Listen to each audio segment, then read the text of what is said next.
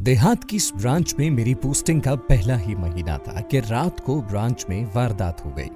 Branch में रात को गार्ड नहीं होता था। रात को चोर आए और सेफ के ताले काट कर रकम ले उड़े। वारदात का पता सुबह पता चला। थाने में रिपोर्ट की, फौरन पुलिस आ गई। जरूरी कार्रवाई के बाद उन्होंने मुझे शाम को थाने आने को कहा। 4 बजे ब्रांच बंद करके मैं और कैशियर थाने पहुंचे तो मुहर्रर ने हमें मुजरिमों की तरह एक तरफ बिठा दिया और कहा कि थानेदार साहब सो रहे हैं, वो जागेंगे तो आपसे बात करेंगे। थानेदार 5 बजे आया। मेरी तवक्को के बरखिलाफ वो एक स्मार्ट सा जवान इंस्पेक्टर था। तनवीर आलम नाम था उसका। मैंने अपना तारुफ करवाया तो उसका रवैया अचानक ही तब्दील हो गया। वो मुअद्दिब हो गया।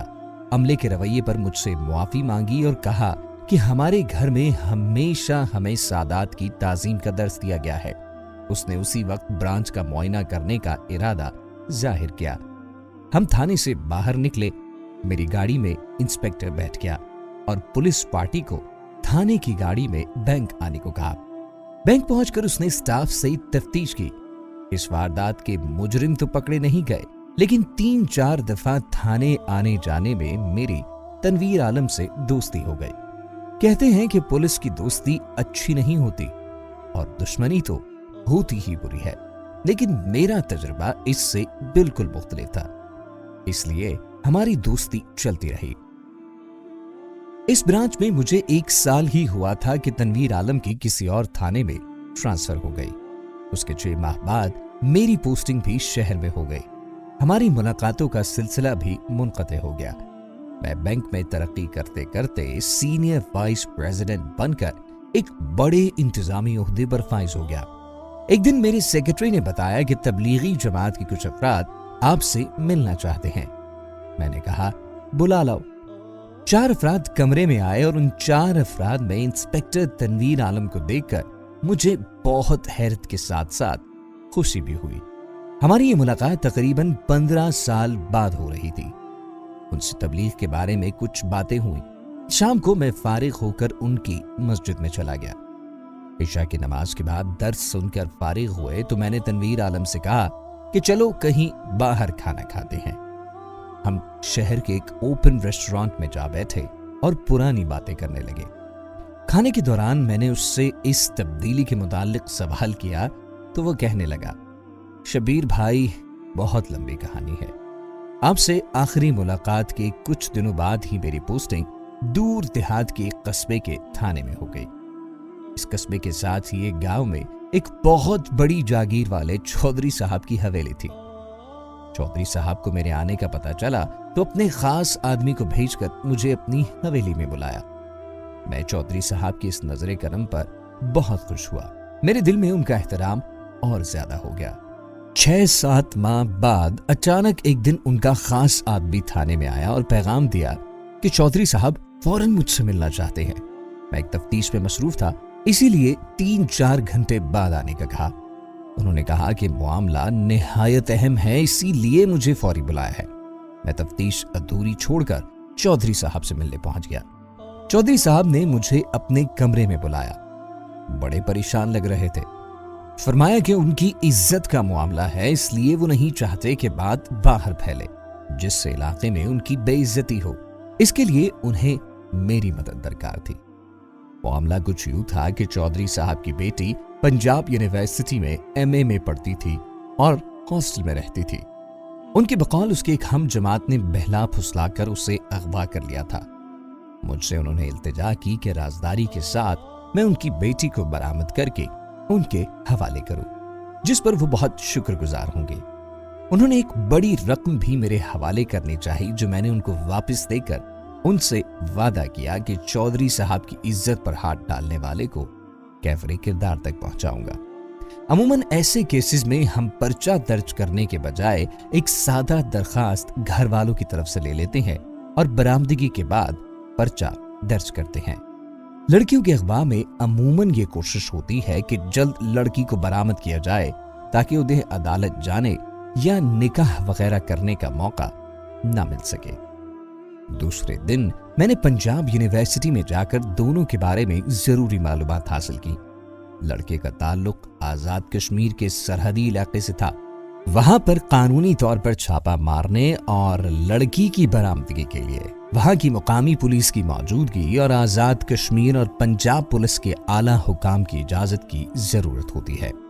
मैंने चौधरी साहब की मदद से 3 प्राइवेट गाड़ियों का बंदोबस्त करके सिविल कपड़ों में मलबूस पुलिस के जवानों के साथ लड़के के गांव में छापा मारा।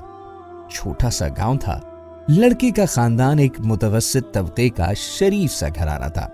लड़का चौधरी साहब की बेटी को साथ लेकर एक दिन पहले ही अपने गांव पहुंचा था। हमने दोनों को पकड़कर गाड़ियों में बिठाया और किसी को खबर होने से पहले वहां से रवाना हो गए। इन दिनों वहां मोबाइल फोन तो क्या, लैंडलाइन फोन भी नहीं था जिससे किसी को इत्तला होती। लड़की को मैंने अपनी गाड़ी में बिठाया और लड़के को एक दूसरी गाड़ी में। वापसी के सारे रास्ते चौधरी साहब की बेटी रोती रही और वो बार बार मुझे कहती रही, थानेदार साहब, मैं बालिग हूं, पढ़ी लिखी हूं, अपना फैसला खुद कर सकती हूं, हमने निकाह कर लिया है। लड़का इतना अमीर नहीं लेकिन शरीफ खानदान का है और खुद भी बहुत शरीफ है, मैं उसके साथ खुश रहूंगी। वो बार बार मुझे अल्लाह का वास्ता दे रही थी कि मैं उसे वालिदैन के पास न लेकर जाऊं। मेरा बाप और भाई मुझे मार देंगे, वो लड़के को भी मार देंगे। मेरे घर वाले मेरी शादी अपने एक बदमाश और आवारा भतीजे से करना चाहते हैं, लेकिन मुझे वो और उसके तौर तरीके पसंद नहीं है। मैं खानदान की पहली लड़की हूं जो यूनिवर्सिटी में पढ़ी है। आपको अपने प्यारों का वास्ता आप मुझे घर ले जाने के बजाय किसी अदालत में पेश करें। लेकिन मेरी आंखों पर चौधरी साहब की अकीदत की पट्टी बंधी हुई थी, इसलिए मैंने उसकी बातों पर कोई ध्यान न दिया। चौधरी साहब के गांव पहुंचकर मैंने उनकी बेटी को उनके हवाले कर दिया। चौधरी साहब ने मेरा बहुत शुक्रिया अदा किया और फिर एक खतीर रकम मुझे पेश की जो मैंने शुक्रिया के साथ वापस कर दी और थाने लौट आया। लड़के को थाने में तफ्तीशी के हवाले किया, जिसने उसको अच्छी तरह समझाया कि अपनी और अपने खानदान की जिंदगी बचाओ, अपनी बहनों की इज्जत को संभालो, ये बड़े लोग हैं, तुम उनसे मुकाबला नहीं कर सकते। लड़का शरीफ और दलेर था, इसीलिए मार खाने के बावजूद वो अपनी बात पर डटा हुआ था। दूसरे दिन शाम को मेरे तफ्तीशी ने मुझे बताया कि चौधरी साहब की बेटी इत्तेफाकन अपनी हवेली के कुएं में गिरकर हलाक हो गई है। मैं सुबह हवेली गया तो वहां कोहराम सा मचा हुआ था। इलाके के मुअज्जिजीन के अलावा चौधरी साहब के बहुत से जानने वाले जमा थे। चौधरी साहब ने मुझे बताया कि बेटी हवेली में चहलकदमी कर रही थी कि इत्तेफाकन कुएं में गिर गई। हमारे निकालने तक वो डूबकर फौत हो गई। मैंने उनसे ताज़ीद की। मैं इस ख्याल में था कि कौन बाप अपनी बेटी की जान ले सकता है। दूसरे दिन मैंने लड़के को बुलाया और उसे लड़की के बारे में बताया तो वो रोने लगा। वो बार बार कह रहा था कि घर वालों ने उसे मार डाला। मैंने उसे फिर जिंदगी की ऊंच नीच समझाई। अपने तफ्तीशी से कहा कि उसके साथ एक सिपाही भेजो और उसे कश्मीर वाली गाड़ी पर बिठाओ। उसके 3-4 माह बाद उस कस्बे के थाने से मेरा तबादला शहर में हो गया। मैं इस वाक़े को भूल भाल गया। एक दिन मैं सोया हुआ था कि वो लड़की मेरे ख्वाब में आई। उसके बाल खुले थे और चेहरा वहशतज़दा था। वो रोती हुई मुझे कहने लगी कि तुमने मुझे मरवा दिया, मेरी मौत की जिम्मेदार तुम हो। मेरी अचानक आंख खुल गई और मैं उठकर बैठ गया। सर्दी के बावजूद मेरा जिस्म पसीने पसीने हो गया। दिमाग के किसी कोने से वो सारा वाकया एकदम मेरे जहन में ताजा हो गया। रात को फिर मुझे नींद ना आई। अगला दिन मसरूफियत में गुजरा, लेकिन जैसे ही रात को सोने के लिए आंखें बंद की तो एकदम उस लड़की का ख्याल आ गया। फिर रात भर नींद नहीं आई। ये रोजाना ही होने लगा। अक्सर ऐसा होता कि मैं सोने के लिए लेटता, जैसे ही आंखें बंद करता तो उसका चेहरा मेरी आंखों के सामने आ जाता। मैंने बहुत कोशिश की कि इस वाकये को भूल जाऊं। बार बार मुझे ये ख्याल आता कि अगर मैं लड़की को अदालत में पेश करता तो शायद उसकी जान बच जाती और मेरा ज़मीर मुझे मलामत करने लगता। मैं नफ्सियाती मरीज बन गया था। मेरी शादी होने वाली थी जो रुक गई और फिर आहिस्ता आहिस्ता बात खत्म हो गई। मैंने नौकरी छोड़ दी। सुकून के लिए मुख्तलिफ दरबारों पर जाकर हाजिरी दी, लेकिन दिल को सुकून ना मिला। सारी रात इबादत में गुजारी।